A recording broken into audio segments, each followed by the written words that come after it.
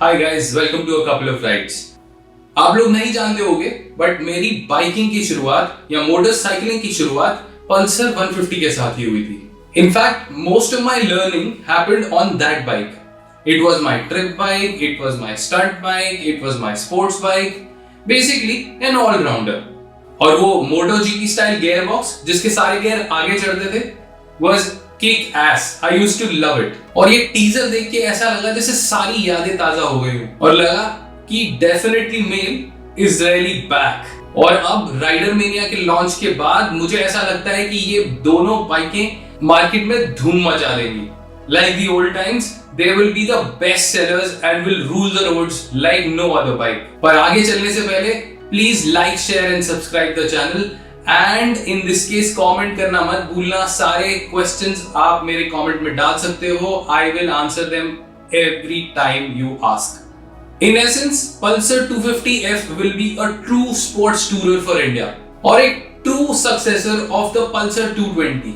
And in the current scene of India, sports tourer make the best possible sense because they are kind of an all-rounder, a best of all worlds. They will trip, they will stunt, they will speed, and obviously handle better in corners.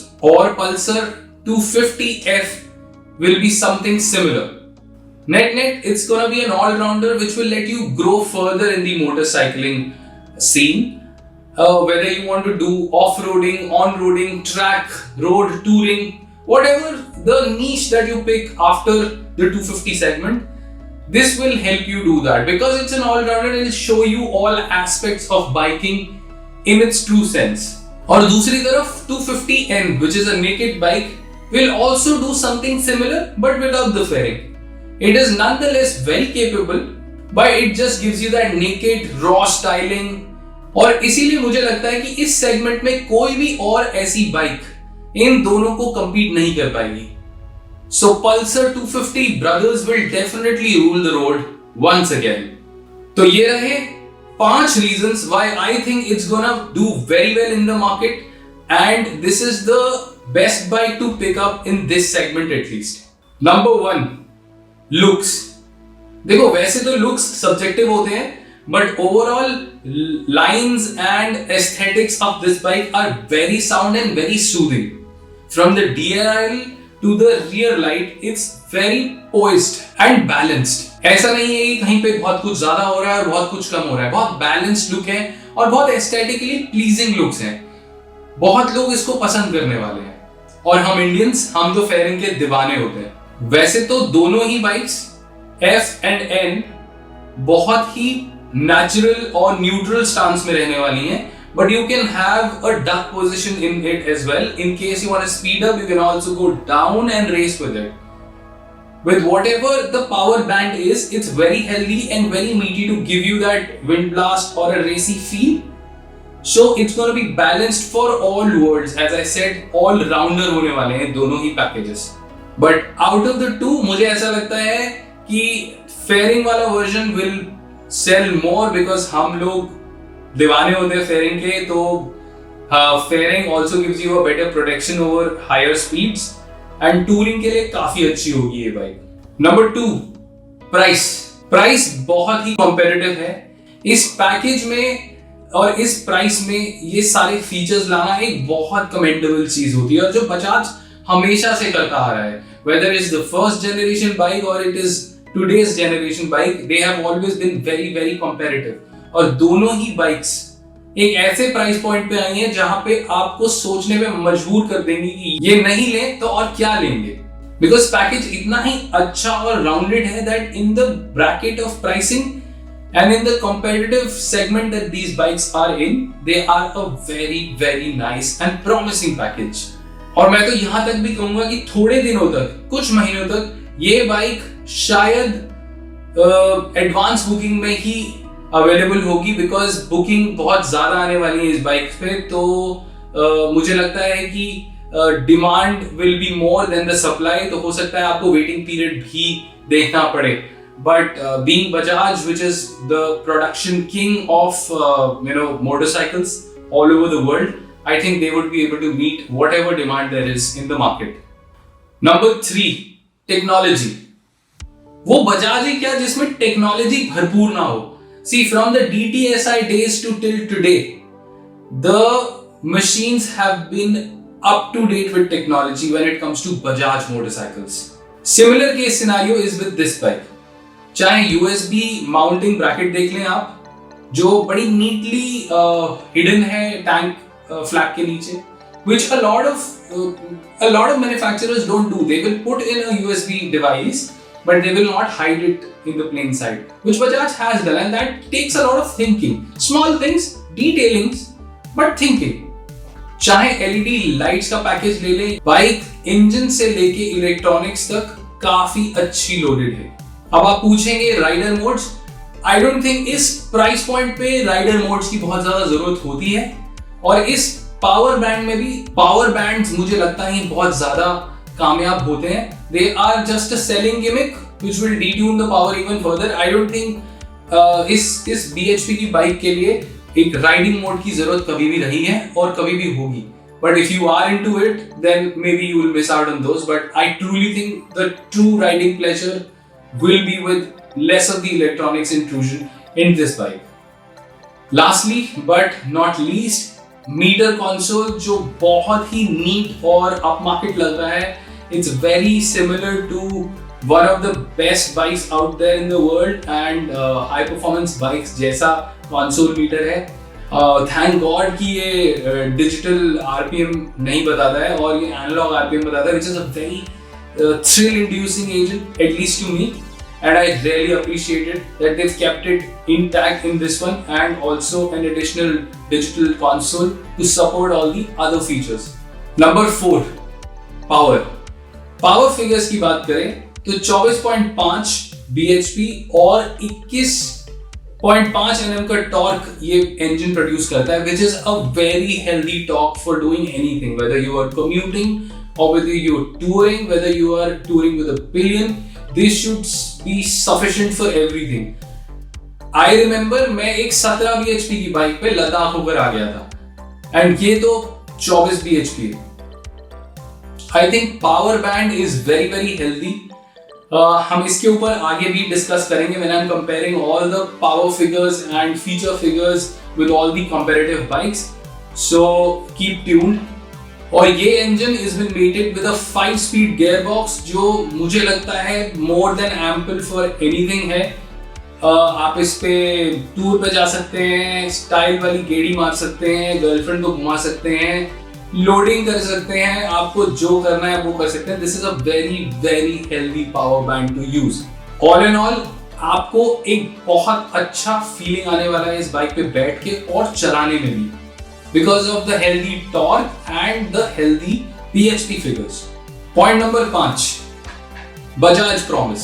C, Bajaj promise is nothing but an availability of Bajaj service centers in every town possible in India. I think Bajaj is one of the most sought after brands when it comes to service and reach. और India के हर कोने कोने में इनका एक service centre है, इनका एक सेल्स सेंटर है. That means only one thing. That means that आप आंख बंद करके इस पे कुछ भी कर सकते हो. आप इसको गिरा सकते हो और ये रिपेयर होकर वापस आ जाएगी in the best possible time frame. Whereas बहुत से और मैन्युफैक्चरर्स हैं और मैं नाम नहीं लेना चाहूंगा जिनको बहुत सारा टाइम लगता है पार्ट्स अवेल करने में. In this case, your service, your repairs and anything around the bike would be easily available because of the reach and the availability of Bajaj near your town, near your city and near your touring destination. और ये बहुत important होता है because आप निश्चिंत होके कहीं भी लेके जा सकते हो इस बाइक को, और आपको ऐसा नहीं देखना पड़ेगा कि कोई पार्ट नहीं मिल रहा है, कहीं और से मंगाना पड़ रहा है, कुछ ये नहीं हो रहा है, कुछ वो नहीं हो रहा है. It should be a bike which will have availability all around the corner of at least the Indian subcontinent because Bajaj. मैं इतना एक्साइटेड हूँ कि डीलरशिप्स पे आते ही I am gonna give it a test drive and I am gonna give you a report of how it feels and I am sure it's gonna feel very very very nice to ride and to tour on.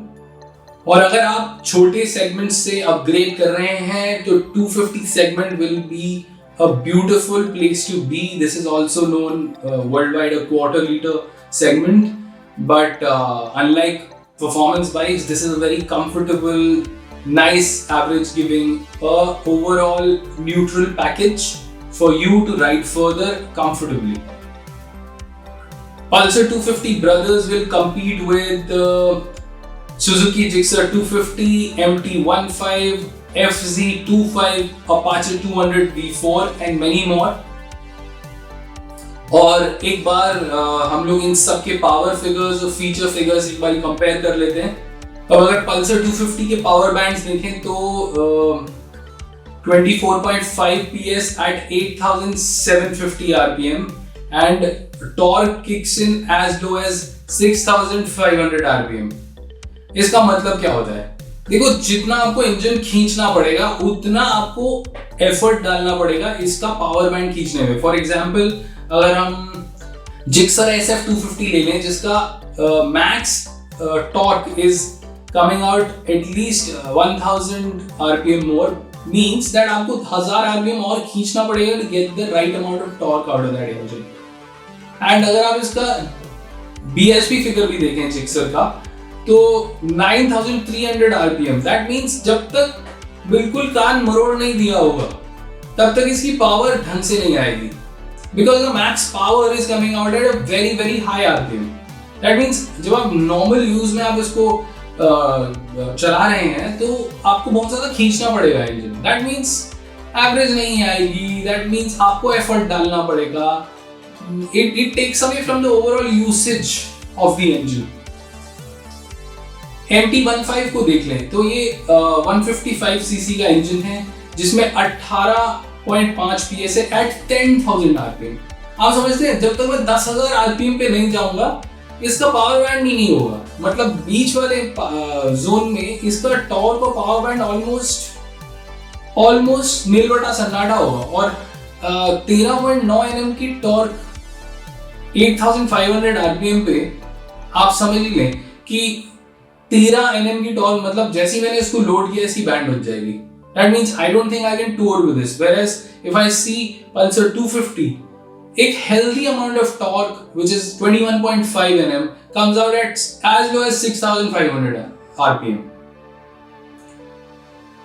which is very close to FZ25. FZ25 is doing something similar, which is about 20 PS of torque at 8000 RPM and 20.1 Nm of torque at 6000 RPM. This also is a very healthy engine to ride because normally in city conditions जब आप इस engine को use करेंगे तो आपको बहुत आसानी होगी इसको यूज करने पे। Whereas MT15 का इंजन ऐसा होगा कि आप इसको भगाते चलिए रेस ट्रैक पे।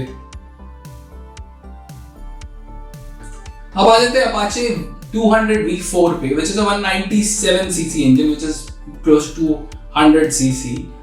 And this is about 20 PS at 9000 RPM in the sports mode. Remember, this has modes. And 17.3 PS at 7800 RPM. ये बहुत ही ज़्यादा ऊपर है।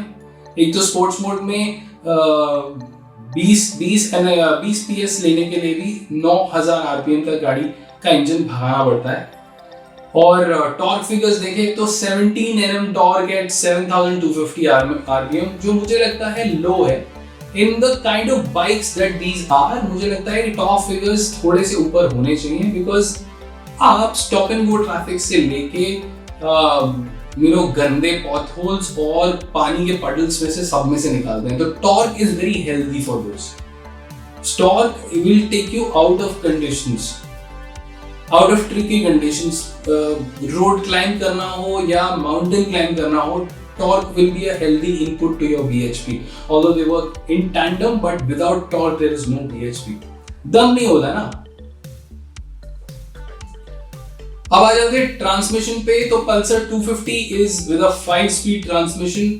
Gixxer SF 250 is 6-speed transmission, and MT15 6-speed again.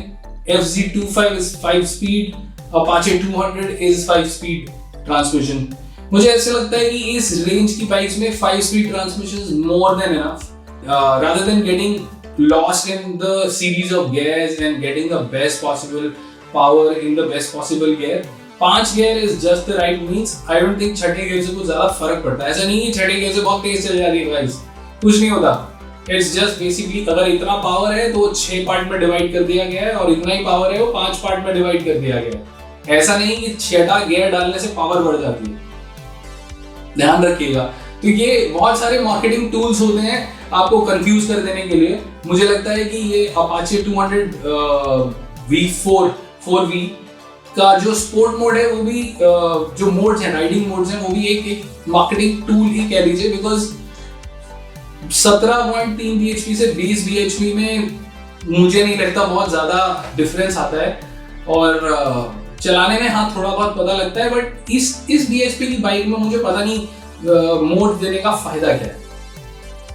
या तो ये 100 bhp की बाइक होती जिसमें हाँ अगर मैं 100 bhp घुमाऊंगा एक्सेलरेटर पे तो पीछे वाला टायर घूम जाएगा, I can be out of control, and that is where modes की जरूरत होती। बट 20 से 17 में आने में आई डोंट थिंक बहुत ज्यादा फर्क पड़ता है। अगर आपको मेरी बात पे विश्वास नहीं, go test drive it in a rainy condition.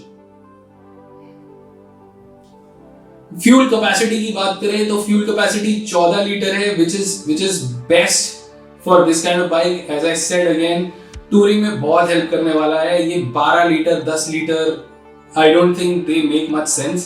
आप अगर सिटी में हैं तो ठीक है, बट सिटी से बाहर निकलेंगे तो आपको लगेगा कि 12 लीटर में क्या ही हो रहा है। बार बार टैंक बैग हटाएंगे और फ्यूल डलवाएंगे। कंसोल की बात करें तो कंसोल एक सब्जेक्टिव मैटर है, और इसमें फीचर्स अगर देखें तो gear indicator, clock, fuel efficiency, range indicator, LED, all lights are LED. Similarly, gear indicator, fuel indicator, LED lighting is in Gixxer as well. Similar case scenario with a digi clock is in MT15 as well, and FC25 में भी almost same ही console arrangement है। Apache 204V की बात करें तो modes और race telemetry है, adjustable levers हैं, and many more race oriented options। अब मुझे नहीं पता आप लोगों में से कितने लोग अपाचे 204V को रेस ट्रैक पे लेके गए हैं। जो लेके गए हैं आई थिंक इन चीजों में थोड़ा सा एंजॉयमेंट करेंगे, बट जो नहीं लेके गए उनके लिए race telemetry modes I don't think they will matter much, because एक बार आप यूज करने लग गए तो बाइक हर रोज तो आप मोड चेंज करोगे नहीं, और हर रोज आप अपने रेस टेलीमेट्री चेक नहीं करने वाले हो from your office to your house. तो मुझे लगता है कि इररेलेवेंट है, बट ठीक है, it matches to their racy theme. I think then it works out for their package. कब वेट की बात करते हैं, FZ25 का वेट 153 kgs है, अपाचे 200 V4 का 152 kgs है, MT15 is 138 kgs which is good light, Gixxer SF is 161 kgs, और अगर पल्सर ब्रदर्स की बात करें तो 164 162 kgs which is a healthy sort of a weight. It's slightly heavier than the others, but other ways it compensates in the power band, which is also lower in the RPM range and higher in the numbers. So मुझे लगता है कि ये compensate हो जाएगा. It's not much of a difference because weight से initial bite में हल्का सा फर्क आता है, yes, but rolling power में I don't think weight से बहुत ज़्यादा फर्क पड़ता है. Also, a slightly higher weight on Indian conditions and Indian roads kind of really helps on the opposite side because potholes और undulations में बाइक बहुत ज़्यादा unsettled नहीं होगी, थोड़ा सा poised चलेगी. And on this detailed note, this is a couple of rides signing off. Hope you guys like the comparison, and in case you have any questions, please get back to me in the comment section. You can ask whatever you feel like. I'll see you in the next couple of videos. Bye.